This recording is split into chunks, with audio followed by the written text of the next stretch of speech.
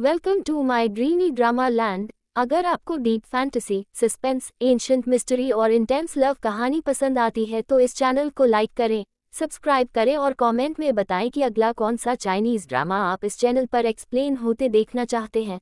अब बिना समय गंवाए शुरू करते हैं आज की कहानी love on the turquoise land की, जो एक ऐसी दुनिया खोलती है जहां प्रेजेंट की चमकती मॉडर्न सिटी लाइफ और एंशिएंट कीन डायनेस्टी की रहस्यमयी डार्कनेस आपस में टकराती है। कहानी शुरू होती है कई सदियों पहले जब किन शी हुआंग अपनी ऑब्सेशन फॉर इमॉर्टैलिटी के कारण एक secret elite army tangled army या कुछ वर्जन्स में नंशन हंटर्स को एक डेंजरस मिशन पर भेजता है। एक ऐसा मिशन जो मानव इतिहास की सबसे अनप्रेडिक्टेबल यात्रा बन जाता है। यह आर्मी सिर्फ फाइटर्स नहीं थे, बल्कि सुपरनैचुरल एबिलिटीज से ब्लेस्ड सोल्जर्स थे, जिन्हें एंशिएंट अर्थ एनर्जी यानी अर्थ आउट पावर का सीक्रेट नॉलेज दिया गया था। लेकिन इमॉर्टैलिटी की खोज में गए ये वॉरियर्स अचानक दुनिया से गायब हो गए और उनकी मिशन स्टोरी सिर्फ एक कर्स बनकर रह गई। सदियां बीत गईं, किंगडम्स बदले, एम्पायर उठे और गिरे, लेकिन टैंगल्ड आर्मी के डिसअपीयरेंस का रहस्य हवा की तरह हर जनरेशन में फिसलता रहा। अब कहानी आती है प्रेजेंट डे में, जहां अर्बन सिटी की चमक के बीच एक शांत और टैलेंटेड स्कल्प्टर नी जिउलुओ अपनी कला में खोई हुई दिखाई देती है।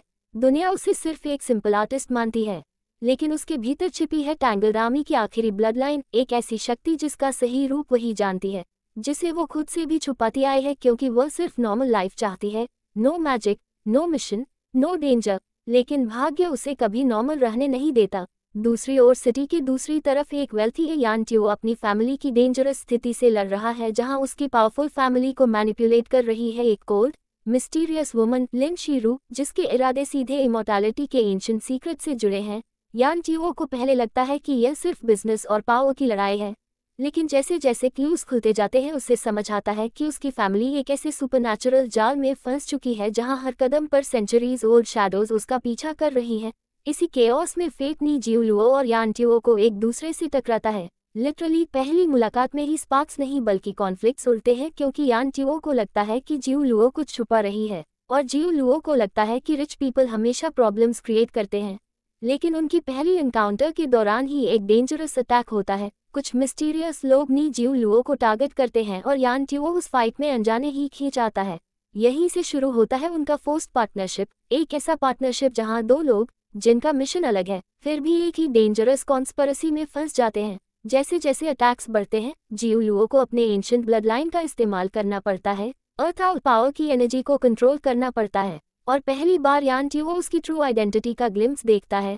धीरे धीरे उनके बीच ट्रस्ट बनने लगता है, वो ट्रस्ट जो शायद डेस्टिनी सेंचुरीज पहले लिख चुकी थी। इन्वेस्टिगेशन उन्हें ले जाता है एक अंडरग्राउंड वर्ल्ड में, जहां पुराने टेम्पल्स, हिडन चेम्बर्स और कोडेड स्कल्पचर्स इमॉर्टैलिटी की खोज की डायरेक्शन बताते हैं। जिउलुओ की sculptor skills actually ancient markers decode करने की बन जाते हैं। हर स्कल्पचर में छुपा होता है टैंगल्ड आर्मी का एक संकेत। साथ ही यान टियो को पता चलता है कि उसकी ओन फैमिली जनरेशन से अननोइंगली इस कॉन्स्पिरेसी का हिस्सा रही है, और लिन शीरू एक ऐसी विलन है जो सिर्फ पावर नहीं बल्कि इमॉर्टैलिटी हासिल करना चाहती है, even if she must sacrifice entire cities for it. Villains के खिलाफ लड़ते हुए जिउलुओ और यान टियो को पता चलता है कि टैंगल्ड आर्मी कभी गायब नहीं हुई थी, उन्हें अर्थ हाउस की शक्ति करप्ट करने वाले एक एंशिएंट बिट्रेयल का शिकार बनाया गया था, और उनकी इमॉर्टल सोल्स आज भी ट्रैप्ड हैं। इस ट्रूथ के सामने आते ही कहानी बिकम करती है एपिक। जिउलुओ को अपने एंसेस्टर सोल्जर्स की ट्रैप्ड सोल्स को फ्री करना है और यान टियो को अपनी फैमिली को लिन शीरू के कंट्रोल से बचाना है।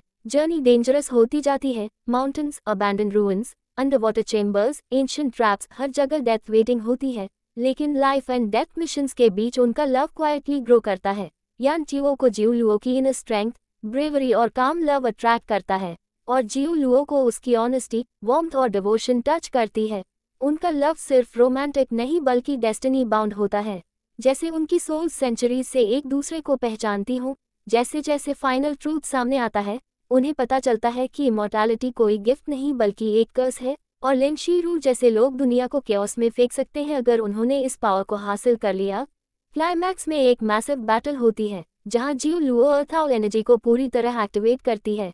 टैंगल्ड आर्मी की सोल्स रिवाइव होती हैं, और वो अपनी एंसेस्ट्री के साथ मिलकर डीसीओ और लिन शीरू जैसे विलन्स का सामना करती है। यान टियो अपने फैमिली को बचाता है और जिउलुओ की फाइनल अवेकनिंग में उसके साथ खड़ा रहता है। हजारों साल की कॉन्स्पिरेसी टूटती है, इमॉर्टैलिटी का सीक्रेट सील कर दिया जाता है और दुनिया को विनाश से बचाया जाता है। अंत में जब युद्ध खत्म होता है तो जिवलू अपनी पावर्स को कंट्रोल में रखना सीख लेती है। यान वो अपनी फैमिली के साथ नई शुरुआत करता है और दोनों मिलकर एक पीसफुल लाइफ चूज करते हैं।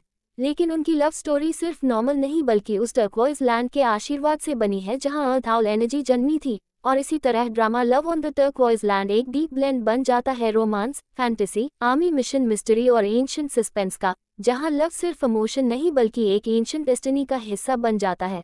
अगर आपको यह एक्सप्लेनेशन पसंद आया हो तो वीडियो को लाइक करें, channel my dreamy drama land को सब्सक्राइब करें और कमेंट करें कि अगला कौन सा फैंटेसी ड्रामा आप डिटेल्ड एक्सप्लेनेशन में देखना चाहेंगे।